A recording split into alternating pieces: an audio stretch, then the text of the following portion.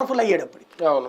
ఇప్పుడు వాళ్ళకి కావాల్సినటువంటి కోణం ఏంటంటే ఆ గ్రిప్ కాంగ్రెస్ దగ్గర లేదు. రెండోది భారతీయ జనతా పార్టీ బలోపేతం అవుతోంది. మనం బీజేపీ ఉద్దేశానికి అనుగుణంగా వీళ్ళల్లో కొంత జాగ్రత్తలు పడుతున్నారు. ఒక రకంగా వీళ్ళు బీజేపీని ఇప్పుడు నియంత్రణ తిట్టే చాలామంది ఏంటంటే ప్రాబ్లం, బీజేపీ ఒక ఫార్ములా తీసుకుంటే ఆ ఫార్ములాకు అనుగుణంగా ఉండకపోతే తొక్కేస్తుంది. లైక్ కాంగ్రెస్తో పొత్తు పెట్టుకున్న తెలుగుదేశం దూరం పెట్టింది, తొక్కిన ఆరదీసింది.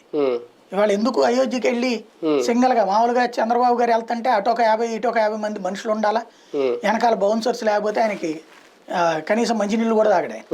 అట్లాంటి ఆయన అక్కడ ఒంటరిగా ఇది మన జస్టిస్ రమణ గారి పక్కన కూర్చుంటే ఆ చుట్టూతో మనుషులు లేకుండా చంద్రబాబు గారిని చూసిన మొట్టమొదటి ఫోటో నేను నా జీవితంలో, నేను పుట్టి తిరిగాక. అంటే అంతగా ఎందుకు వంగాల్సి వచ్చింది ఈయన? అధికారం పోతోంది, మళ్ళీ అధికారం రావాలంటే వాళ్ళ ఆశీస్సులు కావాలని.